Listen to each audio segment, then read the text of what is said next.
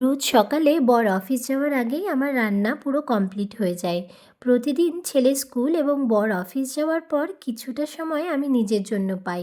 এই সময়টা এক কাপ চা নিয়ে সবার প্রথমে মাকে ফোন করি। বাবা মা যখন দূরে থাকে তখন সব থেকে চিন্তার বিষয় হলো তাদের শরীর স্বাস্থ্য কেমন আছে। ফোন করার পর যখন শুনি ওরা ভালো আছে, তখন একটু চিন্তামুক্ত হই। তারপর কিছু বান্ধবীদের ফোন করি, যেটা না করলে আমার যেন মনে হয় দিনটাই কমপ্লিট হয়নি। দুদিন ধরে ছেলের এক্সাম প্রিপারেশনের জন্য খুব ব্যস্ত ছিলাম।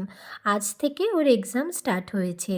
আমি মনে করি বাবা মার দায়িত্ব বাচ্চাদের এক্সাম প্রিপারেশনে একটু সাহায্য করা। বাকি এক্সামটা তো বাচ্চারাই দেবে, আর তাদের রেজাল্ট তারা যেরকম এক্সাম দেবে তার ফলাফল ঠিক সেরকমই হবে।